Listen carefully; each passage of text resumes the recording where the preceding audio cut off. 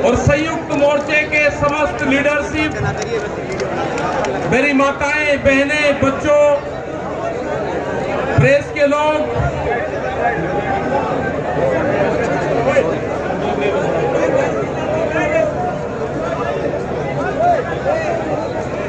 सारे पुलिस प्रशासन के लोग और जो व्यवस्थाओं में लगे हुए हैं, शहर के लोग जिन्होंने इस आंदोलन में बहुत सहयोग करा, यहाँ के दुकानदार, यहाँ के व्यापारी, समस्त क्षेत्र की जनता जिन्होंने लंगर भंडारे लगाए हैं, जिन्होंने पानी की सेवा करी है, उन सब का यहाँ पे धन्यवाद है। जो बाहर से प्रेस के मीडिया के लोग आए, उनका भी यहाँ पे धन्यवाद है। देखो मुद्दा क्या है कि पिछले 9 महीने हुए, 9 महीने से जो आंदोलन देश की राजधानी में कई लाख आदमी दिल्ली को घेर के बैठे हुए हैं। भारत सरकार ने 22 जनवरी से बातचीत को बंद कर दिया गया है। आंदोलनरत में जो हमारे शहीद किसान हुए करीब 650 से ज्यादा, हमारे जितने भी बॉर्डर हैं, हमारे वे शहीद किसान वहां पे हुए। प्रधानमंत्री भारत सरकार ने एक भी जवाब ये नहीं दिया कि हम 1 मिनट का मौन धारण करेंगे। ये समझना पड़ेगा आप लोगों को, ये समझना पड़ेगा आप लोगों को कि जिस तरह से यहाँ पे देश की प्रॉपर्टियां बेची जा रही है, ये लोग कौन हैं जो देश के संस्थाओं को बेच रहे, इन लोगों की पहचान करनी पड़ेगी। देश में बड़े बड़े आंदोलन ये चलाने पड़ेंगे। आज से जो संयुक्त मोर्चा ने फैसले लिए हैं, उसके तहत हमको बड़ी बड़ी मीटिंगें पूरे देश भर में करनी पड़ेगी। अब ये मिशन खाली मिशन उत्तर प्रदेश और ये नहीं उत्तराखंड, मिशन होगा संयुक्त मोर्चे का देश बचाने का। ये देश बचेगा, ये संविधान बचेगा। आज लड़ाई उस मुकाम पर आ गई कि देश के जो नौजवान हैं, जो 14 करोड़ लोग जो बेरोजगार हमारे साथी, हमारे बच्चे हुए हैं, ये आंदोलन उनके कंधों पे है। जिस तरह से एक चीज बेची जा रही है, 3 कानून भी उसी का ही एक हिस्सा है। पहला है कि यहाँ पे रेल और हवाई जहाज और हवाई अड्डे बेचे जाएंगे। किसने परमिशन दी? किसकी ताकत है कि देश की प्रॉपर्टियों को बेचोगे? आपने घोषणा पत्र में नहीं लिखा, देश की जनता को धोखा दिया। धोखा नंबर 1।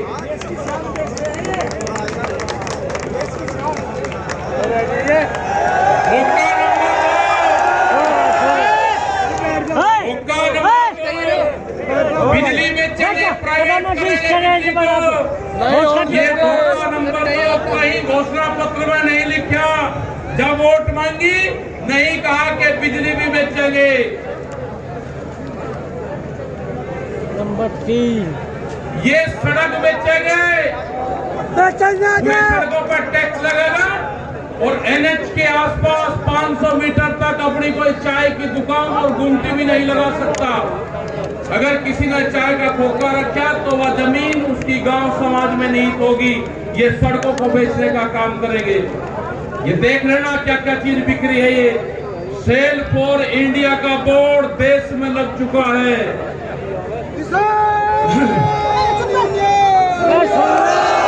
ये है LIC, जो बड़ी कंपनी देश की, बैंक, ये सब बिक्रे हैं।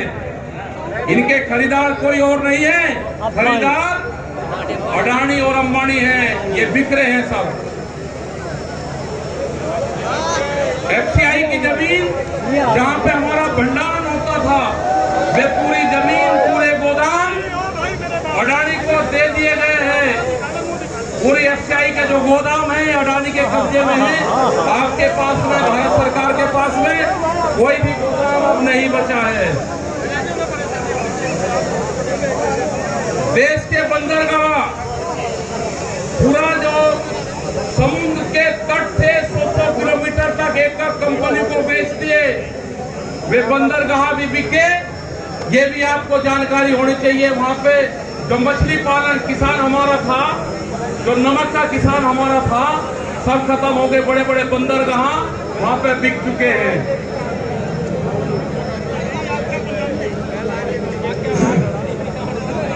ये जल को बेच रहे हैं। जल का पूर्ण रूप से प्राइवेट कंपनियों को नदियां बेची जा रही है। जो नदियां, जो जल हमारी जीवन रेखा होती थी, उनको बेचने का काम पूरे देश में करा जा रहा है।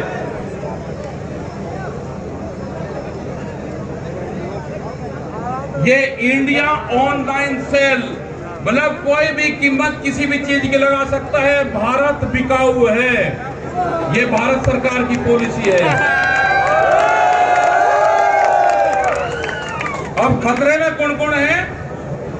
ओएनजीसी, बीपीसीएल, इस्पात, शिक्षा, प्राइवेट, जो चिकित्सा हो रही है, और देश के संविधान भी खतरे में है। जो बाबा भीमराव अंबेडकर का संविधान था, वो भीड़ में बता जा रहा है, हम उसको भी बता रहे हैं कि बाबा भीमराव अंबेडकर का संविधान भी खतरे में है, उसको भी बचाना है। और ये खेती किसानी जिससे ये आंदोलन शुरू हुआ, ये खेती और किसानी भी बिक्री के कगार पे है। हमारी समझ में जब आया, जब देश की खेती बिकने के कगार पाई, जब ही आंदोलन शुरू हुआ। उसके 3 कानून 9 महीने से किसान आंदोलन है, वो करने को तैयार नहीं है। आज हालात ये है कि आपका 10 साल पुराना में आगे के 10 साल पुराना ट्रैक्टर नहीं चलेगा, वो भी इसी में आता है। आपको बैंक में कर्जा आप दुगना ले लो, आपको बैंक दुगना कर्जा दे देगा। आपको बैंक कहेगा कि गोल्डन कार्ड बना दिया, आप कर्जा ले लो, फसलों के भाव नहीं आपको देंगे। हम जिस जमीन पर आए हैं, ये जमीन उत्तर प्रदेश की जमीन, और जहां पे मुजफ्फरनगर का जो क्षेत्र है, ये गन्ने की बेल्ट है पूरी। क्या इन लोगों ने ये नहीं कहा कि जब अगर हमारी सरकार आएगी तो हम 450 रुपए गन्ने का भाव देंगे? ये कोई भाव देने को तैयार नहीं है। यहाँ पे सरकारें पहले भी आई जिनने 80 रुपया रेट बढ़ाया, दूसरे वाली सरकार आई 50 रुपए रेट बढ़ाया। क्या योगी सरकार उन दोनों से कमजोर है? 1 रुपया रेट नहीं बढ़ाया। हमारा 12,000 करोड़ रुपया से ज्यादा आज शुगर फैक्ट्री पे सरकार पे बकाया है। अगर हम मांगते हैं तो कहते हैं जी ये राजनीति कर रहे हैं। अगर ये मुद्दे उठाने राजनीति है तो ये मुद्दे यहाँ के लोग उठाते रहेंगे। हमें बहुत तरह के एलिगेशन लगाए गए। हम 9 महीने से वहां पे हैं, आप लोगों के बीच से वहां पे गए, आप बहुत जिम्मेदारी के साथ में वहां पे छोड़ गए। पूरा संयुक्त मोर्चा दिल्ली के चारों तरफ है, हम घर नहीं जाएंगे। मुजफ्फरनगर में भी आए तो सिर्फ संयुक्त मोर्चे की मीटिंग में इस मैदान में आए। इस मैदान से बाहर मुजफ्फरनगर की जमीन पे पैर नहीं रखेंगे।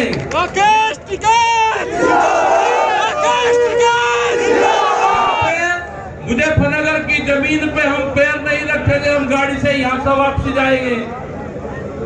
जब ये आंदोलन फतेह होगा, इस किसान और देश के जवान की जीत होगी, जब ही हम यहाँ पाएंगे।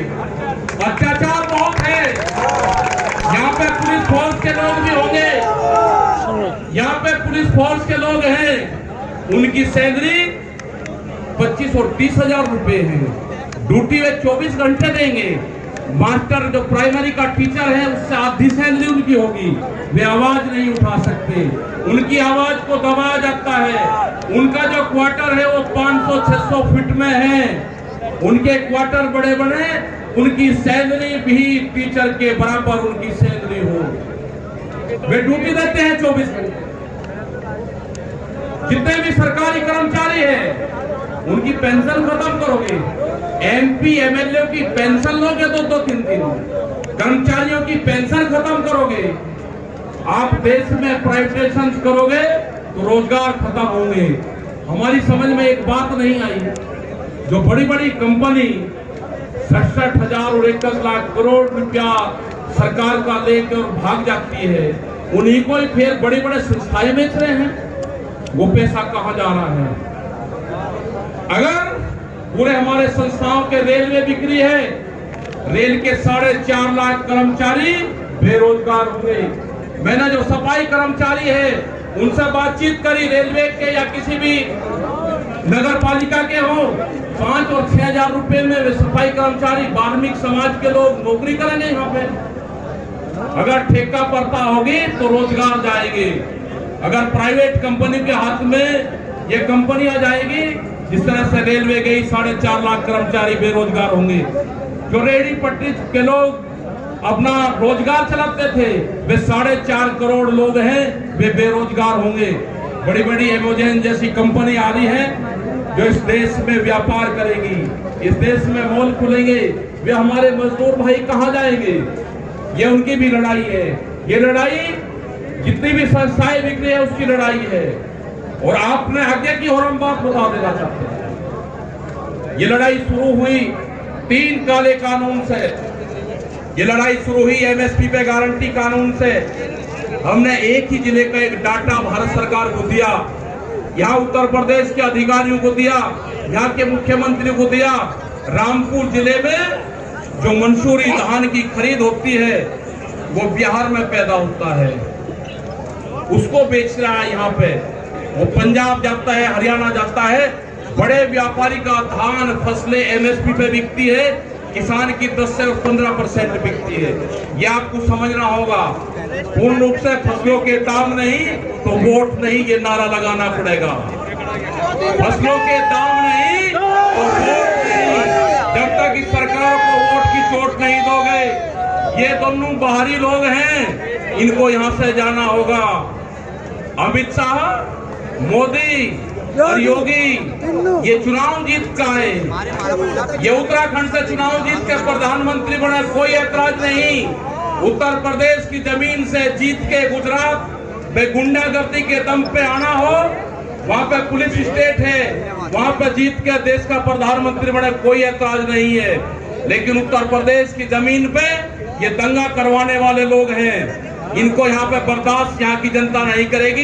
ये मिशन जो संयुक्त मोर्चे का है ये तय हो चुका है और हम